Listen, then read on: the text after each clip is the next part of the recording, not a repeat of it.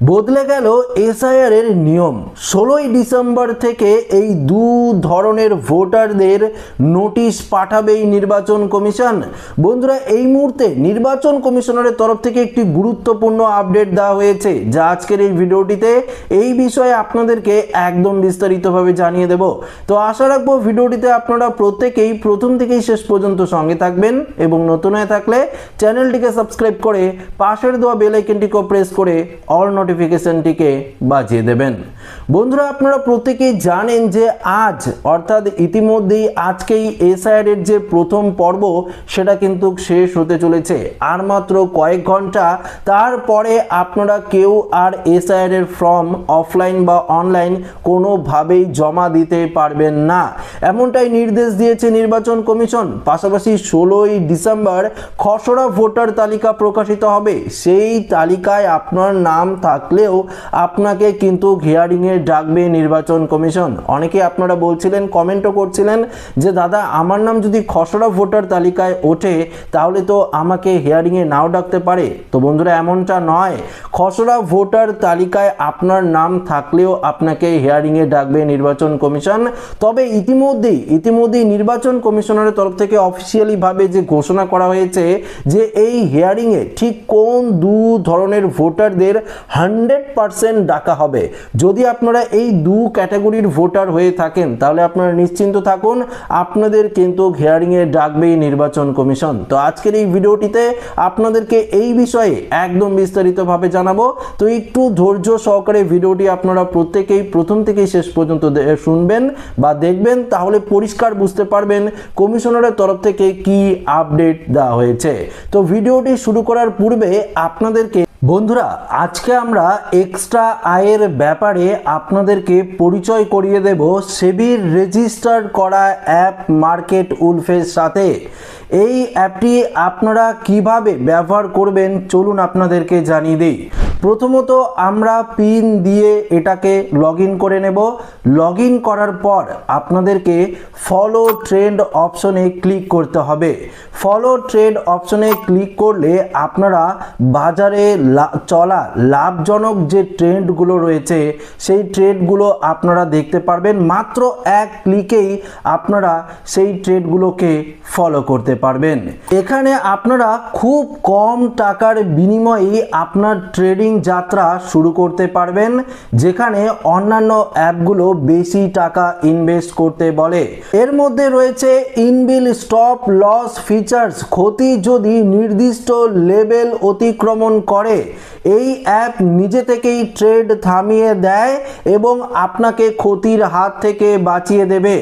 এই অ্যাপের broker charge অন্যান্য অ্যাপের তুলনায় অনেকটাই কম।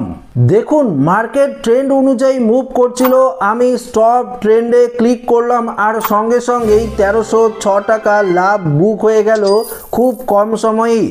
আর এই অ্যাপটি মাত্র 99 টাকার ফ্রি দিয়ে আপনারা লাইফ টাইম ব্যবহার করতে পারবেন, সকাল 9টা থেকে রাত 12টা পর্যন্ত। এছাড়াও এই অ্যাপ ফ্রি রিকমেন্ডেশন দেয়। এখানে দেখুন, মানুষ নভেম্বর মাসে 14,142 টাকা, জুন মাসে 70,468 টাকা, পাশাপাশি জুলাই মাসে 59,696 টাকা আর অক্টোবর মাসে 58,260 টাকা পর্যন্ত লাভ বুক করেছে। আর এই লাভের ওপর মার্কেট উলফ অ্যাপ কোনো কমিশন নেয় না।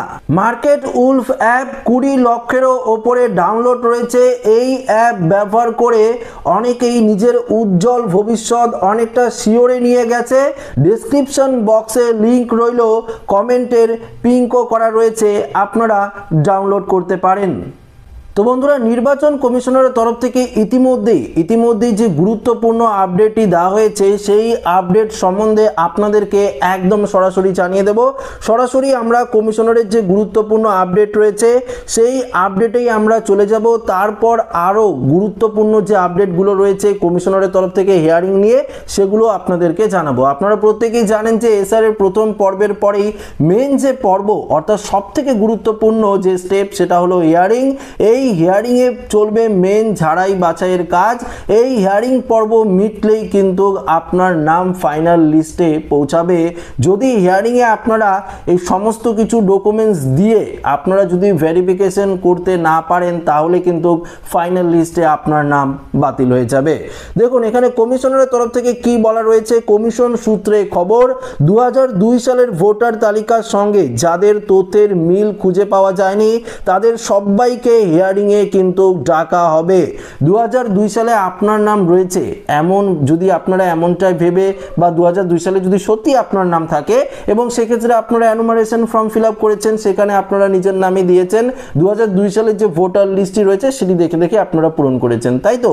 এটাই তো বলা হয়েছিল। তবে যদি নির্বাচন কমিশনারের আধিকারিকরা দেখে 2002 সালের তালিকার সঙ্গে আপনার মিল খুঁজে পাওয়া যাচ্ছে না, এমন তো অনেক ভোটারকে কিন্তু সন্দেহের চোখে ফেলা রয়েছে।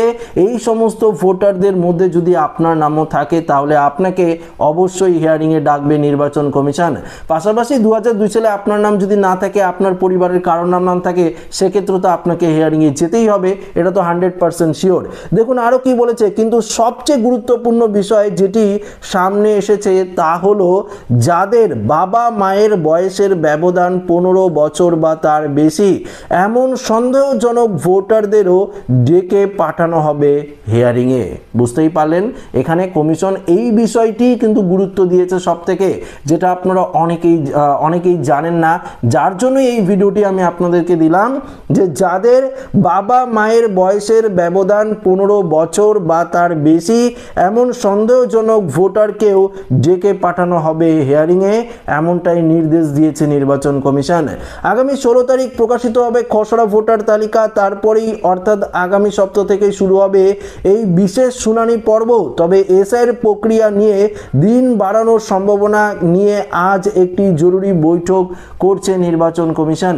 তো বন্ধুরা, আজকের যে জরুরি বৈঠকটি হবে নির্বাচন কমিশনারের তরফ থেকে, সেই বৈঠকে এসআইয়ের যে দিনক্ষণ সেটাও কিন্তু বাড়ানো হতে পারে, কেননা এমন অনেক সংখ্যা রয়েছে যারা এসআইয়ের ফর্ম সাবমিট করতে পারেনি, জমা করতে পারেনি, বা আরও যে বিভিন্ন স্টেপগুলো রয়েছে, এই হিয়ারিংয়ের যে পদক্ষেপগুলো রয়েছে, এগুলো করতে অনেকটাই কিন্তু সময় লাগবে, কেননা লক্ষ লক্ষ কোটি কোটি ভোটারের হিয়ারিংয়ে ডাক পড়তে পারে, সেক্ষেত্রে তো সময় তো প্রয়োজন, তাই তো?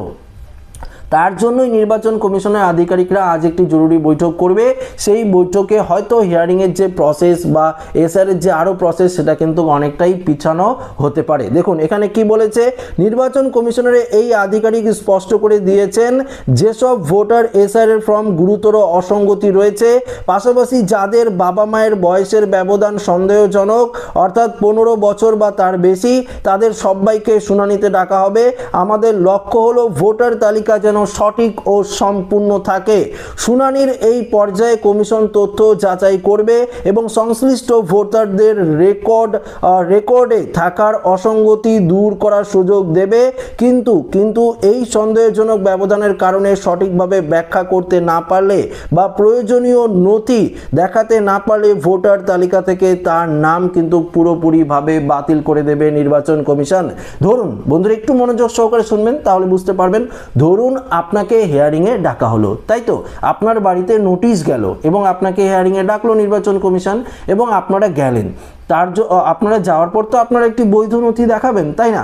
যদি আপনারা সেই বৈধ নথিটি অর্থাৎ নির্বাচন কমিশনের তরফ থেকে যে নথিটি চাইছে আপনারা যদি দেখান, সেটি যদি ভুল হয়ে থাকে, ভুয়ো পদ্ধতি হয়ে থাকে, কেন জন্ম সার্টিফিকেট অনেকেই ভুয়ো পদ্ধতিতে বানিয়েছে, তারা যদি সেই সার্টিফিকেট নিয়ে যদি দেখান, যদি নির্বাচন কমিশনের মনে হয় যে জন্ম সার্টিফিকেটটি ভুয়ো বা ভুল, তখন কিন্তু আপনারা সমস্যায় পড়বেন, চিরতরে আপনার নাম ভোটার তালিকা থেকে কিন্তু বাতিল হয়ে যাবে। বন্ধুরা, এমনটাই নির্বাচন কমিশনের তরফ থেকে পরিষ্কারভাবে জানিয়ে দেওয়া হয়েছে। নির্বাচন কমিশন চাইছে না কোনো অবৈধ ভোটার, কোনো ভুয়ো নকল ভোটার এই এসআইআর তালিকায় থাক। তাই প্রত্যেকের যে ভেরিফিকেশন প্রসেস এবার কিন্তু খুব কড়া পদক্ষেপ নিয়েই হবে। এই ভেরিফিকেশন প্রসেসটা কোথায় হবে? জেলা নির্বাচনী যে আধিকারিকের অফিস রয়েছে অর্থাৎ ডিএম অফিস যে রয়েছে, সেই ডিএম অফিসে কিন্তু এই ভেরিফিকেশন হিয়ারিং পর্বটা হয়তো চলবে। কোনো পঞ্চায়েত অফিস, কোনো বিডিও অফিসে কিন্তু এই পর্ব চলবে চলবে না। এবং পাশাপাশি আরেকটি কথা মনে রাখবেন, অর্থাৎ যখন আপনারা হিয়ারিংয়ে যাবেন তখন কিন্তু আপনাকে ভিডিও রেকর্ডিংয়ের মাধ্যমে রেকর্ড করা হবে। আপনার সাথে যে কথোপকথন চলবে আপনার সমস্ত কিছু কিন্তু রেকর্ডিং করা থাকবে এবং রেকর্ডিং হয়ে যাওয়ার কিন্তু সমস্ত রেকর্ড তাদের কাছে অটোমেটিক থেকে যাবে। যতদিন না পর্যন্ত এসআইআর এর ফাইনাল লিস্ট বেরোবে ততদিন পর্যন্ত কিন্তু সেই রেকর্ডিংগুলো থাকবে। তো আপনারা কোনো ভুল কিন্তু করতে পারবেন না। হিয়ারিংয়ে গিয়ে যদি আপনারা এক কথা বলেন, পরবর্তীতে আবার যদি আপনারা যান তখন আর এক কথা বলেন, তাহলে কিন্তু কোনো রকম আপনারা ছাড় পাবেন না। আপনারা যদি ভাবেন যে আপনারা হিয়ারিংয়ে গেলেন, আপনার নাম উঠলো না, আপনারা হাইকোর্ট বা সুপ্রিম কোর্টে কোনো রকম কেস করতে পারেন, তখন তাদের কাছে তো সেই ভিডিও রেকর্ডটি থাকবে, রেকর্ডিংটি থাকবে, সেটি কিন্তু দেখিয়ে নির্বাচনের আধিকারিকরা কিন্তু আপনাকে ফ্যাসাদে ফেলতে পারে। তো অবশ্যই আপনারা কিন্তু উপযুক্ত নথি নিয়ে, একদম উপযুক্ত প্রমাণ নিয়ে হিয়ারিংয়ে কিন্তু প্রেজেন্ট হতে হবে। 2002 সালের ভোটার লিস্টে আপনার নাম না থাকুক, আপনার বাবার নাম, মার নাম, দাদু দিদিমার নাম বা ঠাকুরদা ঠাকুমার নাম দিয়ে আপনারা ফর্ম ফিল আপ করেছেন, সেক্ষেত্রেও যদি আপনার বাড়িতে নোটিশ আসে তাহলে সেই 2002 সালে যার নাম দেখিয়ে আপনারা এসআইআর ফর্ম ফিল আপ করেছেন আত্মীয় জায়গায়, সেই লিস্টটি আপনাদের নিয়ে যেতে হবে। এছাড়াও আপনাদের কাগজপত্র, যে 11টি নথির কথা বলেছে তার মধ্যে একটি নথি নিয়ে হিয়ারিংয়ে কিন্তু প্রেজেন্ট অবশ্যই হতে হবে। এমনটাই কমিশন সূত্রে কিন্তু গুরুত্বপূর্ণ আপডেট দিয়ে দিয়েছে। তো আশা রাখবো এই ভিডিওটি আপনাদের প্রত্যেকের ভালো লেগেছে।